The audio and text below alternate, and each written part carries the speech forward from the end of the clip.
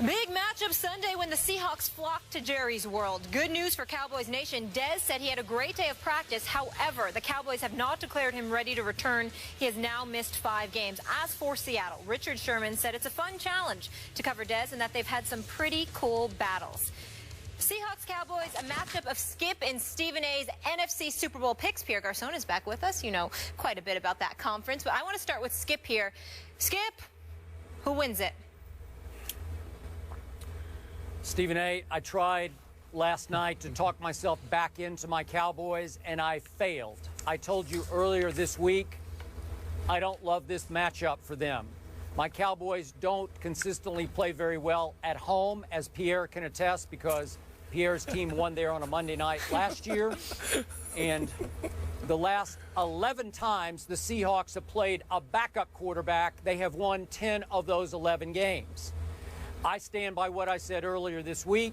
I fear that the Legion of Boom will make Matt Castle an afternoon snack.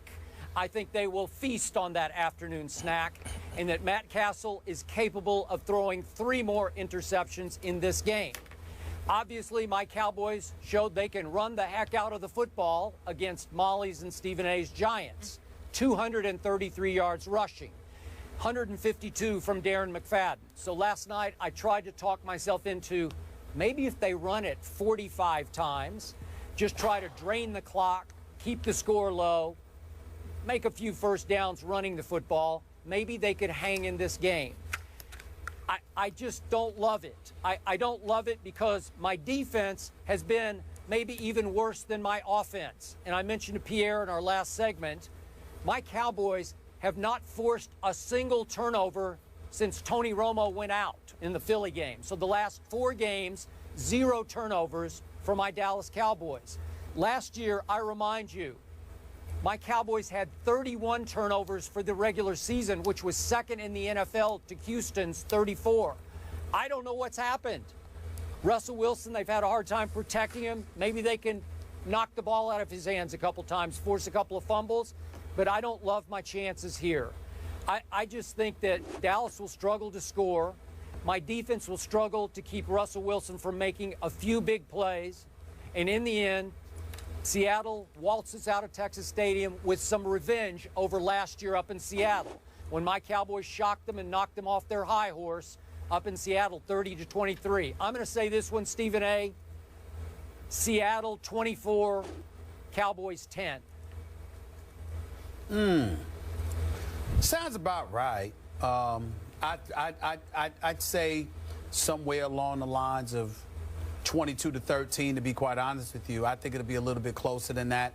I think there's a little bit of respect that you should be giving the Dallas Cowboys defense that you're not giving them right now. I think since Hardy has been back and Rolando McClain has been back and Randy Gregory has been back, I think their defense is much improved. I just think that the offense is not doing that much for you, so it puts them in the untenable position of having to carry too heavy of a load. Last week against the New York Giants, they only gave up 13 points. They limited to Eli Manning to 170 yards passing. It wasn't the defense's fault that Dallas lost that game. That was about a pick 6 on a part of Matt Castle because Terrence Williams didn't run the right route. You can admit that, Pierre Garçon, when you get your opportunity to speak here about how a wide receiver can potentially not run the right route or not be aggressive in his route running enough that causes the quarterback to look bad. That ain't your case in D.C. because it's usually Cousins' fault and not y'all's. But nevertheless, that was the case last week with Dallas and Matt Castle and Terrence Williams. That was Terrence Williams' fault, that pick 6 by Dominique Rodgers-Cromartie. And then, of course, the special teams was special in a bad way. They decided not to show up. They decided to just sit there and take a possession off and just let Dwayne Harris run 100 yards for a kickoff return for a touchdown immediately after Dallas tied the score at 2020, which just infuriated Greg Hardy and had us talking about how out of control he is because he was getting in their face when he was right to do it with their pathetic selves, to be quite honest with you. Now let's get back to the Seattle-Dallas game. I'm going to tell you why else, Skip, that I don't think you're giving the Dallas Cowboys. I can't believe I'm saying this because we know I have no love for them because they have the worst fan base in America. Their pathetic fan base that they are, acting like they won a championship when they haven't won they haven't won more than 3 playoff games in 20 years with their pathetic, sorry fan base selves that the Cowboys nation is. But I will give the team some credit. The team itself can get to Russell Wilson. The Seattle Seahawks have allowed 31 sacks this year. Russell Wilson has been sacked 31 times. That is the worst in all of the NFL. Yes, you got Royals and Marshawn Lynch is back now, so you can run the football effectively in all likelihood. They seem to be implementing Jimmy Graham into the offense a little bit better. Lockett, both Locketts are somewhat of a threat, so we'll give credit. Well, Lockett, the rookie, is a big-time threat, but we'll give credit where credit is due. But the flip side to it is that if they throw the ball, you can get to Russell Wilson, because this offensive line, dare I say, Okung, Britt, Nowak, Sweezy, Gilliam, these guys they haven't been that impressive. They were impressive against San Francisco, but they haven't been that impressive. So you've got that going on. If you can get to Wilson, you might be able to cause some havoc and at least keep it close. I believe the Seahawks will win this game.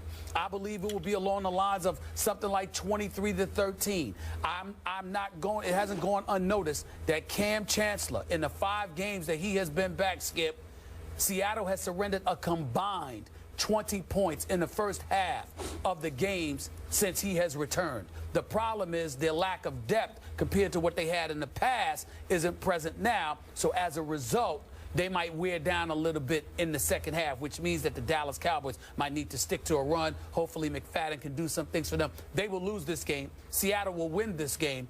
But it's not like, oh, my Lord, there's just no way possible, because it seems like you can get to Russell Wilson. And if you can get to Russell Wilson, you might be able to disrupt some of the things Seattle wants to do. Go ahead, Pierre. I agree. I think, Seattle's going to probably walk away with this one, but I think the Cowboys will definitely play them good. It's going to be a defensive matchup, but I think Matt Castle is definitely going to use Jason Witten a lot. He's definitely going to get him the ball, get him comfortable, get him going, and try to, depend on that running game as well, to get those guys going and the offensive line going. But I think it will be a defensive matchup. Seattle is a great defense, and, Dez Bryant, if he plays, you don't expect him to shock the world, coming back off an injury and missing 4 or 5 games or how many he missed. But it's definitely Seattle looks to be favored, but Matt Castle can surprise us. A quick question and then a quick statement. Number one, I think Dez needs to be careful, and I would prefer that he not come back to play this game, especially since all somebody has to do is step on his foot and it's a wrap. He might need to be careful about that. Maybe sit out an extra week or 2. As it pertains to what you just said, your prediction, Pierre Garçon, is that football analysis? Or is that wishful thinking? Because if the Cowboys lose, that puts the Redskins in a better position. I mean, is that what it's all about, man? That's what it's all about. It's all about my team and what we're trying to do. So definitely, okay. Seattle taking it. Okay, allow me to add Stephen A. Smith. To your Dez point, I told you earlier this week on the show, my fear isn't that anyone will step on Dez's foot. I just fear he'll step wrong running a route and it will crack again. We saw Kevin Durant need 2 more procedures before he got this Jones fracture right in his foot. God bless him. I hope he can stay healthy through this year. But it can be an ongoing problematic kind of injury. I think they are rushing him back. I wish, I'm with you, that he would wait at least 1 more week. I am holding out hope that maybe my Cowboys could beat the Eagles next week and then go win at Tampa, so that when Romo returns at Miami on November 22nd, they might have some far-fetched long shot hope of climbing back into this division race. But in the end, what I loved about Stephen A. Smith's analysis of this game, he actually made some case for my Cowboys. I did. Again, underlining the fact that Stephen A. Smith is a closet Cowboy fan. We know it. We see it on a daily basis on this show. He's a closet Cowboy fan. We get The only thing, it. only thing I like about them is their stadium. Jerry World, the $1 billion playpen is beautiful. Outside of that, I mean, the players are cool. You know, I love me some Dez, but the fan base is the worst in America. They're an atrocity. It's bad for this country, for the Cowboys to be as popular as they are, because it speaks to our willingness to accept mediocrity as something to celebrate. Because the Dallas Cowboys haven't given us anything to celebrate in the last 20 years. The fan base for the Dallas Cowboys are devoid of reality. They're the worst in America. I can't stand them to save their lives. And I'll tell you this about Dez Bryant, Skip Bayless. You do know this.